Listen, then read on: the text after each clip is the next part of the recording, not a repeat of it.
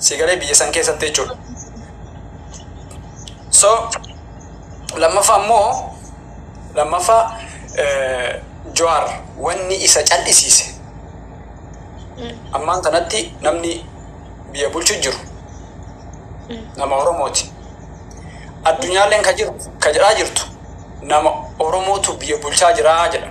Sabaaf sablammiin biyya keenya san keessa jiranis Oromootu biyya bulchaa jiraa jedhan. Inni Jawaar jechuun nama akka malee smartiiti. Osoo har'aan tana duula isarratti banee Abiyyi irratti argitee hiriira baasuu miti, karaa cufaa jechuu miti.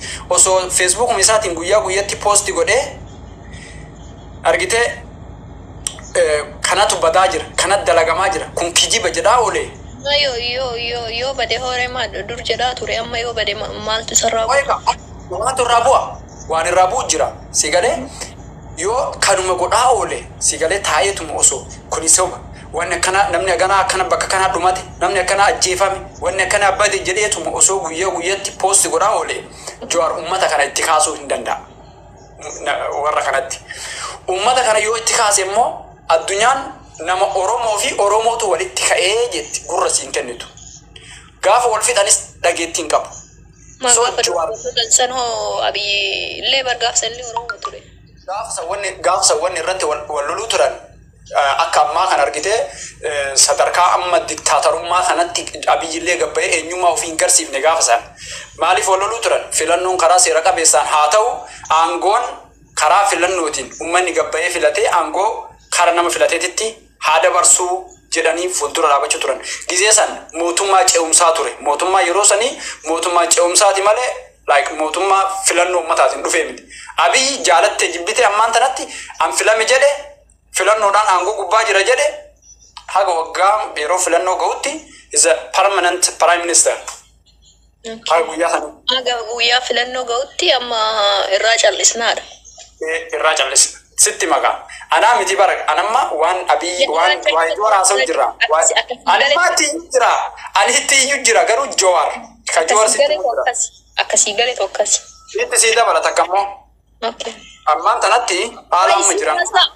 What do you think guys? Commenti barreessa ashittiif siyaasaan akkamii walirraa yoo nu baase hojii kanatti fufna. Eeshi. Haala amma jiru kanaan haala amma bilisiginaan irra jirtu kanaan Jawaaris ija gaarii laala. Akka haala amma jiran kanaan. Garuu immoo deeggarsa hin godhu. Abiyyi yookiin mootummaa amma biyya bulchu jiru kanaaf Jawaar deeggarsa tokkollee godhaa hin jiru. Garuu akkaataa amma deemu jiru kana ija gaarii laala akkasitti amana. Garuu immoo waliigalteen isaan jidduu jiru waan akkanaas goona akkana nu godhin waan akkasii sun isaan jidduu hin jiru. Jawaar ufumaa ofiiti bu'aa uummata Oromoo illee laalee si galee Jawaar waan jedha dhageetteeti. Gaafa kanaan dura interview tokko viidiyoo hin jira dhaqiiti OBS irra laale. Jawaar ati akkamitti mee maal gowwoomtan yookiin maal isin shawwate namichi kuni maal shawwatamtan yookiin ammoo maal dogongortanii jedhee gaazexeessaan gaafannaaniin waan jedhe Jawaar nuti waan takkallee hin dogongorre jedhe waan qabsoo Oromoo keessa dabarree dhufne kana keessatti waan tokkollee hin dogongorre garuu immoo dogongorre nu dogongorre takkaa jedhe wanti nu dogongorre jarri kun ilmaan Oromooti jennee amanuu qofa dogongorree jedhe. Lammaffaan mallee maal jedhe seeta?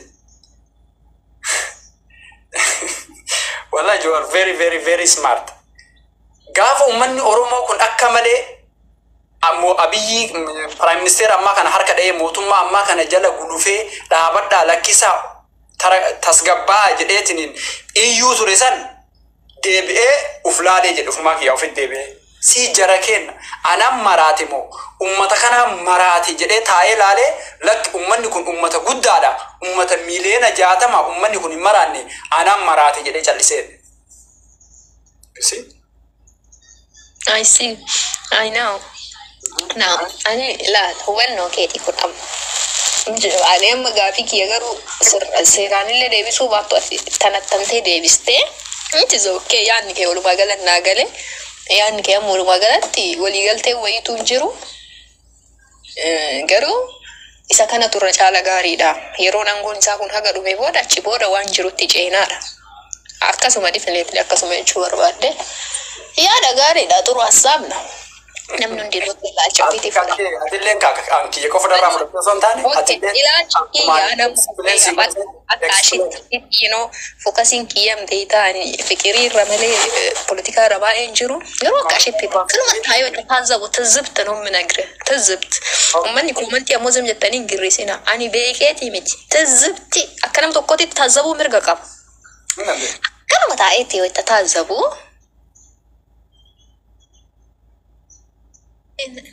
namni wayina bilbilaara nama itti taazzabu taa'eetiin jechuudha. Taaptaap godhaa namni wayii bilbilaara please. Kanallee koppiliin giraa godhaa nama 200 qofaan na bira jiraadha. Ana bira nama 700 jira. Koppiliin giraa godhaa. Jawaari amma akka mana hidhaa kanaa bahee yaani naalina isinii hima. Wallahi namni aarti taanaan bakka isinii aara isin wannaan ta'in ashitti akkas jetteen jenna waan na fakkaatu isinii hima. Naaga mana hidhaa kanaa bahee Abiyyi wal argan na fakkaata. Wal arganii xaawulaa tokko irratti mushi wayita xaawulaa tokko irra siin jedhu yookaan bilbilaan haasa'uu danda'amu laazim mari'atan baay'ee dhimma sabaa kana.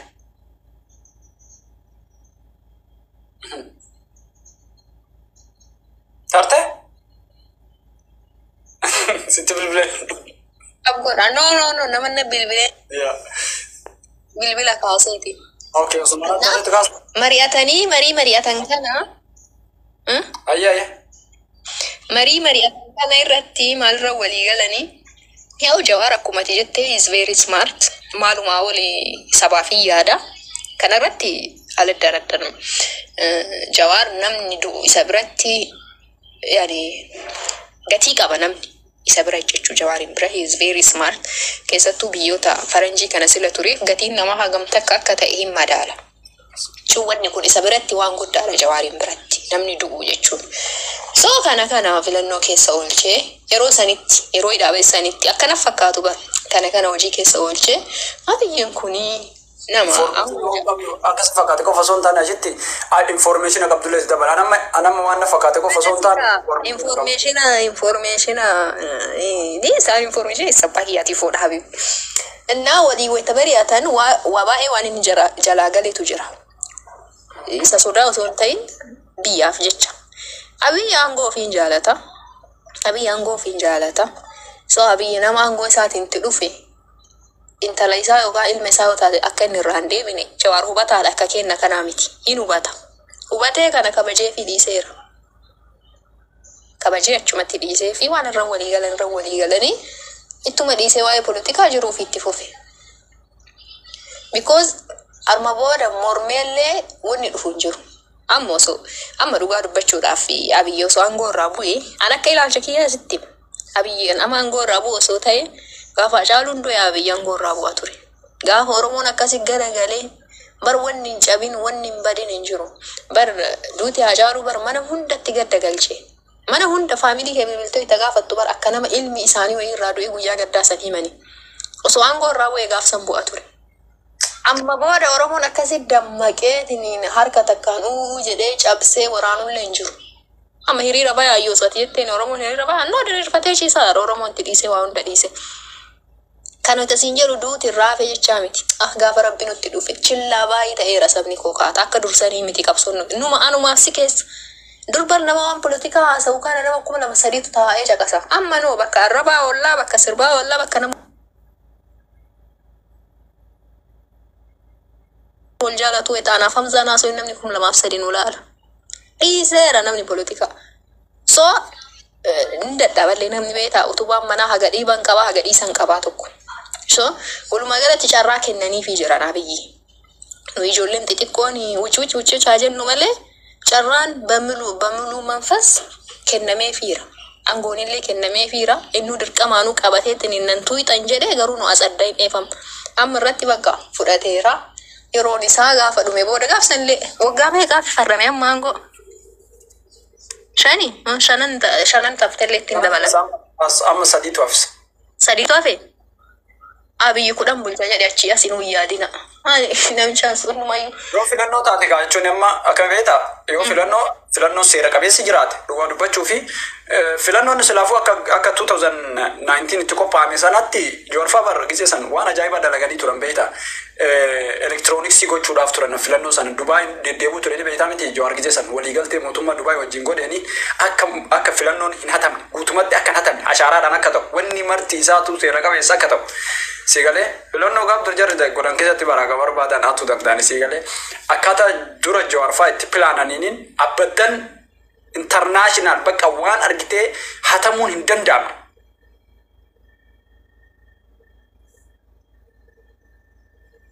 Godhuu turan ilaalchisa akka isaan dura itti pilaanan booda caaluun ajjeesanii. Yeroo sanirratti anillee shakka yookaan abiyyiin parsantii 70 akka abiyyiin filatamne yeroos filannoo sanitti shakka dhugaa dubbachuudha. Amma irratti garuu filannoon osoo dhiyaate abiyyi akka yaada hiyyaati kunillee. Amma irratti osoo filannoon dhiyaate akka abiyyi irra deebi'ee sammuun xiyyanatti miti. Waggaa 2 fi kana booda. Akkamitti immoo anni beektaa ashetti tokkoffaa filannoo wanni jedhamu ati biyya guutuu waan kanarratti hirmaata. Uummata biyya guutuu keessattuu filannoo irra hirmaata. Amaarri, Tigreen, Somaaleen. Haala amma jiru kanaan haala qabatamaa amma argaa jirruun bakka hundattiyyuu abiyyi ibidda qabsiiseera si galee bakka hundaa madeessee jira. Amaara wajjin. Namni keenya madaa dagataadhis arginee jirra. Oromoodha ka dagatu bare durbitti. Oromoo malee warri kunniin warra kana dagata Amaarafa dagata Tigreefa dagata hin dagatan sigalee garuu waa tokko godhuu hin danda'a yoo of sirreesse yoo namni kaa of jijjiiruu hin danda'ami yoo of jijjiire waggaa 3 qabu kana keessatti yoo meeqa filata si fakkaata si akkanumatti ilmaama kee irraa yaaddu akka amma jirutti osoo amma filannoon amma 7 irraa ta'e boruma gabbayaa biyyi filannoo wayii teesse parsantii meeqa waa'ee saba biraa dhiisii filatte filachuu baattee godhanii jiraatu. Parsantii 100 moota osoo amma 7 irraa taate filannoo. Parsantii 100. Hin mo'ata. Irreecha kanaan wal qabate. Namni kenna mo'ata. Mee akka amma jirutti paartii kamtu isaan dorgoma natti mee paartii? Ani barkana jedha. Amma siyaasaa keessa seenu malee amma barkana jedha. Ammaan tanagaa akkasii mika filannoo jechuun akkasii miti durbitti tiilaan. Filannoo jechuun kophaa dorgomuu miti. Filannoo jechuun warra biraallee fidee waliin dorgomuu dhagaa. Dirree siyaasaa san bal'iftee fi isaan illee akka barbaadanitti akka of beeksisan waan qaban akka agarsiifatan namni akkuma namni wayita gabatti waa geeffate ka ofii irra deemee atillee wayita waa bitatu ka barbaadde keessa laaltee bitattutti martuu gabatti dhiyaatee argite hundi isaa gabatti dhiyaatee martuu akka barbaadetti akka of ibsu akka amma gaafa kan joorfaa Harargee gizee deeman akkasitti uummanni bahee simate akka gaafa Arsii dhaqan Arsitti akkasitti uummanni bahee gaafa Baaleen dhaqan istaadiyeemiin guutee ijoolleen bakka dhaabattu dhabde akkasitti carraan uummataa kenname warra argitee isaanii wajjin dorgomuuf carraa yoo kennameef maybe warri isa caalaa jaalala gaafii biraa firoomsa. Gaafii biraa gaafii dhumaatillee jaarsillee siyaasaa keessaa baay'inaan jedha. Abiyyi fi Jawaar Mohammad ambari isaanuma araarsuuf malee dhimma biraa qabaaddeeti miti hawwii keessatti maara. Abiyyi Jawaar Mohammad amma fakkeenyaaf osoo wal arganii waan walitti maraman sitti hin fakkaatu. Waan waliin haasa'an sitti hin fakkaatu. Yoo carraan walitti fide. Amma fakkeenyaaf abiyyi mootummaadha. Akka mootummaa tokkootitti nageenyi Jawaar waan abiyyi yaaddeessu sitti hin fakkaatu. Walumaa galatti nama du'aa abiyyi akka du'a Jawaar akka hin hawwine nama akkasii sitti hin fakkaatu abiyyi. Abiyyi nama du'a Jawaar hawwu natti hin fakkaatu. Gizee ajjeesuu barbaadutti ajjeesuu barbaadeera garuu ammaan tanatti ajjeesuu abootuni maa inni namatti ergaa oolti gattaa Samiraa jedhan Oromoodha baruufi dhiisi natti hin argini. Osoo ajjeesuu barbaade gaafuma silaa gaafa argitee ijoollee itti marsan kaan ni beekame gaafa Caaluu ajjeesan san. Amma irratti. Gaafa sana ajjeesuu barbaadee jira. Ifatti wanta waraabameen sagalee waraabameen yoo isaan waa tokko jedhan naqaa jedhamee ture. Ammaan tana asitti maate waan amma haala qabatamaa amma jiruun abiyyi du'a Jawaar جو أبي دو جوار اللي فد جوار اللي دو أبي ينفد اللي يادو أنا ككيتي سيقاله قالوا يوم دفع ولين تاني ولين حسني يس ولين تاني ناسن إسان أما جوار فاك يساتو نما أرجته نما كمال سمارتيتي نما وان أمتات أما جو إنه دبتجر أنا في أبي جدو wanti xiqqoon takkallee akka dhuunfaatti dhimmi walirraa qabnu tokko hin jiru miidiyaa irra gabbayee dubbate jiru OMN irra jira viidiyoo san baasuu hin danda'a. Akka dhuunfaatti ani inni jedhee jira ani yoo nama waan gaarii dalagu osoo jedhu tasa nama mufachiise malee siigalee waan gaarii godhatti yoo namatti gufadhe malee nama miidhuudha nama dhuunfaa miidhuudha guyyaa tokkollee itti yaadii godhee hin beeku. Sigale ani ummata kanaaf waan gaarii godha jedheetuma hojjedha malee nama dhuunfaa tokkorraallee dhimma hin qabu jedha Jowaar akka Jowaar yoo laalu Jowaar abiyyitti yoo dhufe abiyyi nagaa gaafatee wajjin taa'ee bula definitely akka Jowaar yoo sitti hime Jowaar abiyyi mitiiti abiyyi ilma Oromoo ilma sanyii mootiitii miti minilikimmaan osoo ol ka'ee du'aa hin hawwuuf Jowaar nama akkasiiti nama du'aa namni tokko du'uudhaaf nama amanneenu bakka du'a namaatiin nama amanneedha namni tokko du'uudhaaf. Innaa ani gaafin kee waa'ee Jowaar osoo hin ta'in deebii Jowaaraan jalqabu mayyuu beektuu ture. Jowaar abiyyi miti namuma fedhee fuudhu'aan hawwu suni anuun beeka. Kan si gaafadhee abiyyi ammaani yoo si deebisi akka yaada kiyyaatitti Abiyyi Ahmad nageenya Jowaariif hin cinqama jedhee yaada. Ammarratti እንደውም yeroo hedduyyuu akka inni biyya alaa bahuuf waan mimmijeessaniitu jira jedhee yaada. Yeroo wayii irratti aggaamii wayii irratti adeemsifameera. Isin hin beektan si warra miidiyaatiin wali keessa wal beeknu aggaamii hin golfinishi dhugaa siin jedhu. Dhugaadha barkuun. Waan dubbachuu wabillahi dhugaadha. Ani qoosa malee wallahi tagarii dhugaa dubbadha. Dhugaadha. Yaa tokkoffaa biyya san keessatti yoo Jowaar waan takka ta'ellee biyyillee nagaan argattuun beeka.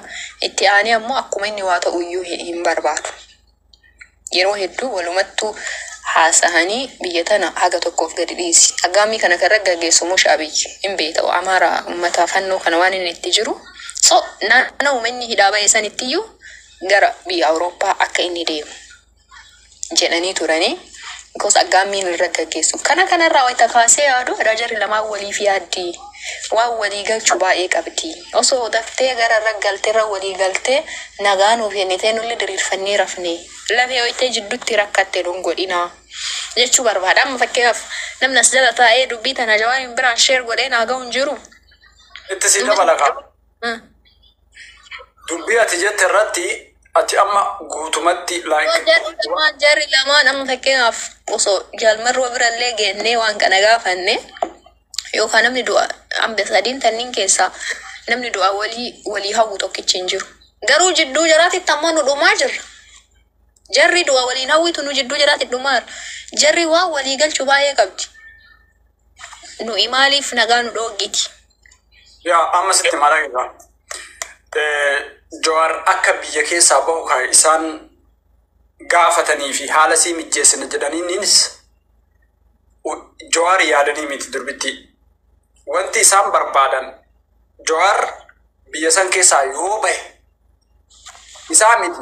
Isa Jowaar nama hagana dandeettii qabu nama cimaa kanaa miti. Nama isaa gadiitiyyuu isaan biyya keessaa gaafa isaan namni sun isa dhibe akka malee isa rakkise yookiin ajjeesanii yookiin akka inni biyyaa bahu godhan. Kuni sirna warra mootummoota Itoophiyaa bulchan kana keessatti waan isaan irra dhufan. Fakkeenyaaf Baqqalaa inni biyyarraa bahee biyya alaatti hafuu kana isaaniif gammachuu guddaadha. Dhiibbaa siyaasaa biyya san keessatti isarratti godhamu isaan irratti godhu hedduu isaan irraa hir'isa. Isaan faayidaa ofii ilaalan. Seegalee tokkoffaa Jowaar nageenyi Jowaar. Faayidaa ofii ilaalan qofa jechuu dandeenya. Maaliif wal jaalatanii walii yaadaniiti jechuun maasi dhibe?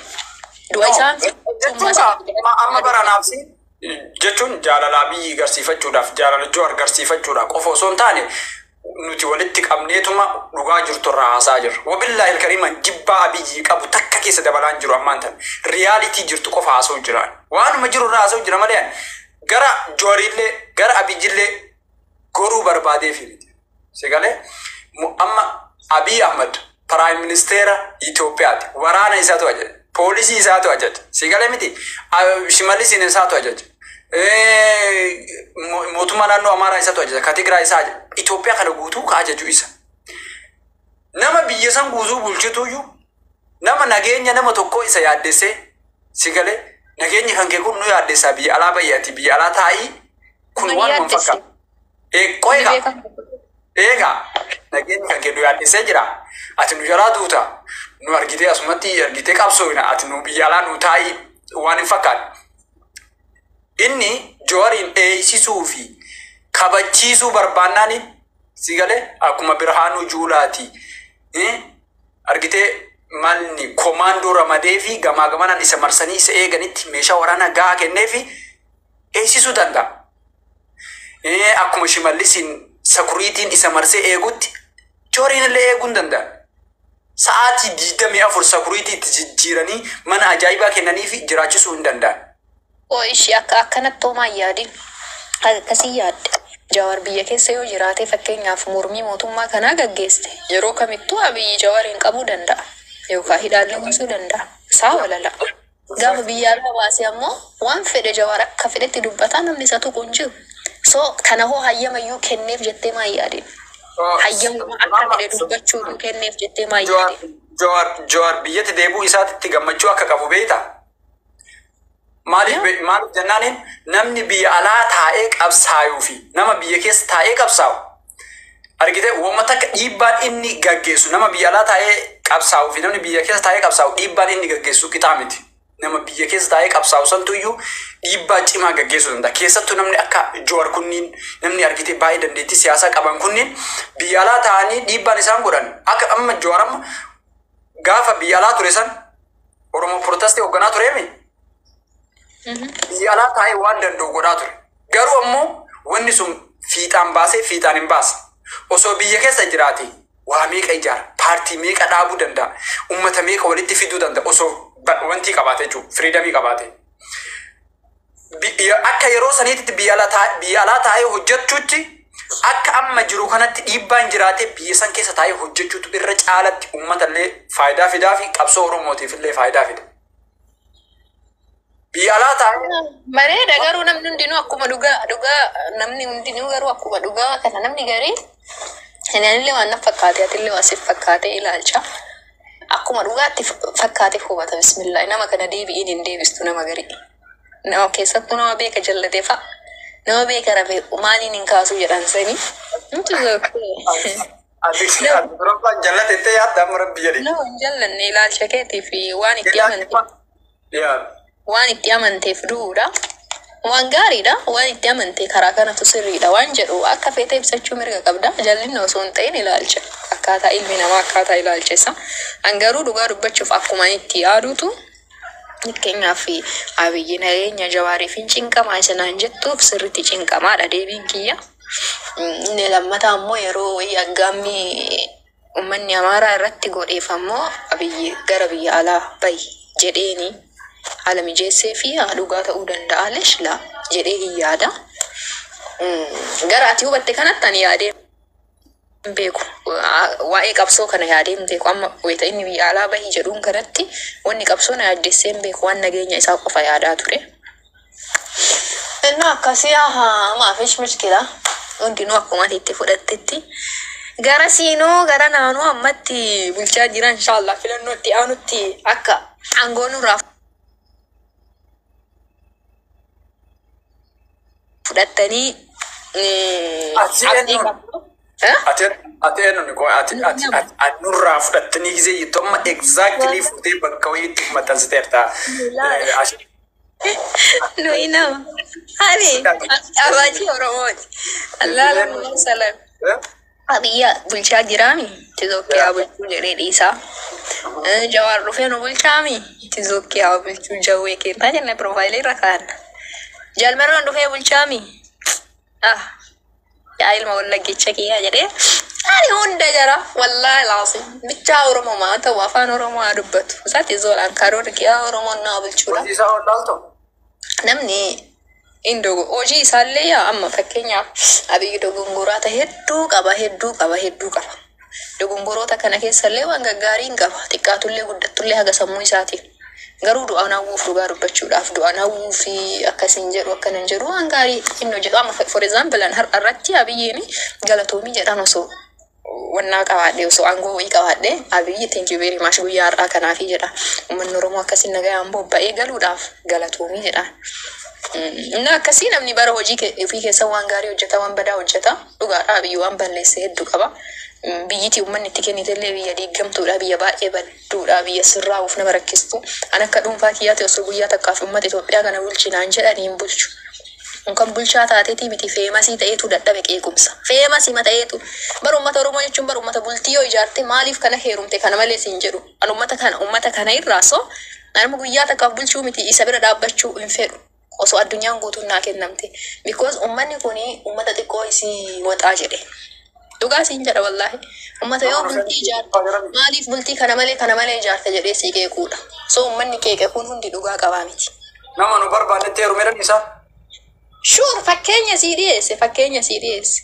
Kana malee maa kana goote kana malee maa jireenya dhuunfaa keessayyuu galee onkan waan biyyaa hojjetteetii miti. Inni akkasiin haastuu miti warra waan poolitikaan waazoo sisteema taanu dhukkubsite subhaanallah poolitikaan diixa maallandi. Himmi aayaa. Wallaahi oduu miti akka. Mataa nama dhukkubsu. Okay, ani immoo gaafii takka bichaatti sii dabalee cimboora deemta. Okay. Tokkoffaa irratti akka keetitti Oromoon kanaan booda maal godhuu qabaata akka jedhu. Oromoon in yaada takka si gaafii sadii si gaafadha ati immoo deebitee jalaa si deebistee walitti qabachuu hin dandeetta. Takkatti. Yoom jawaariin taanee gaafii soddoma bakka takkatti. Waan jara osoo hin jara si fakkaanne hoo. Eeshi. Lammaffaa immoo wanti agaati argitu kanatti wanti qabsoo Oromoo hagammaa deemte keessatti uummanni Oromoo maal dogongoree akka uummataatitti hoogganaan uummata Oromoo immoo Jawaar Mohaammed ture. Jawaar akka Jawaaritti maal dogongore lamaan kana jalaa deebisee ka sadaffaa immoo itti sii dabala. Allahu akbar maal nama gaafatamu cawwaan humna kennaa wali. Jawaar akka Jawaaritti maal dogongore jecha amma Jawaar namni isaa sirrii jiru hin jiru. Keessattuu ani Jawaar Oromoo hagammaa oofee fide keessatti Oromoo keessa waan takka iyyuu dogongorree Jawaar waanuma godhamuu qabu godhee naaw ammallee cal'isiinsi isaa waa hunda caalaani Jawaariin kana bakka dhugama ilma namaati dhugama bakka nama namaaf yaadu ka jedhee bara kana kunoo bara inni cal'isee kana keessa. Dur maal na fakkaata yaani jaalannaa haalli inni taasisuu dandeettiin isaa bakka nama tokko nama jabaa Oromoo tokko nama beekaa Oromoo tokko nama sabaaf falmatu sabni kun bilisoomuu qaba jedhee nama yaadu jedheeti dur. Amma immoo as deebisee maan yaade nama du'aatiin saba isaa isa mararuu jedhe cal'isiinsa isaa kana jechuudha. Cal'isiinsa inni barana saxxe jedhe. Because osoo inni ammallee akka hidhaabeen dubbiin barri bara qabsoo san ta'e namni guyyaa marraa dhumaa oola. Akkuma dursan jechuun gara naa walitti hiriiraan gara naa walitti kan wal fixu kun Oromoo kaduu Oromoo. It is very big shame. Dureeshii uummata biraatiin wal finnee sirna wayii jiiskuu fi amma fennu wal fixaa jiran jedha. Cal'isiinsi isaa kun akka isa daran kabajaa dur isaa qabu ol an kabaju na taasise akka dhuunfaa kiyyaatitti. Abiyyi ammoo taaqa wallaa bichuu kenna. Dogongoroonni hin jira. Wanni sirriin illee baay'ee jira. Amma fakkeenyaaf kutaan yeroo hedduu amma irratti du'aa jiru kan nama mararu gama Wallaggaa kana. Kunillee garanaaf garanumaaf garas keessatti du'aa jira. Kutaan Oromoo biraa baay'ee aga uummata garas Wallaggaa san jeequmsan qabu. Nagaa qaba. Keessattuu garri keenya kun amma kijibuun gaarii miti nagaa qabu wanti takkayyuu hin jiru. So biyyillee haala gaarii irraa jirti waan kana kun amma gama Wallaggaa dhimma siyaasaa kun osoo uummanni walii galee hin qabbanaaya jedhee waan addaa wayiitii miti wanna keessa jiru walii galtee uummata Oromooti. Uummanni wal fixaaru hundi uummata Oromooti. So osoo kanirra walii galanii dhimma simbichaan osoo furame Dhimmummaan sun bichaan osoo nuu furame waggaa kuma yoo nu bulcheen eenyaa mana hattanno maal dhabneeti. Akka yaada dhuunfaa kiyyaati beeki. Rakkoo nama fakkeenyaaf xiqqoo isii bakkeen abiyyiin itti aaru osoo ta'uu baate makkana godha jedhu dhimma inni wallaggaa waa'ee wallaggaa jidduutti ka'u kana qofa. Malee gaafii biraa takkumayyuu hin qabu. Waa'ee gara keenyaa irraa gaafii hin qabu. Biyyi nagaa qabdi. Yaa xiqqoo isii nama fakkeenyaaf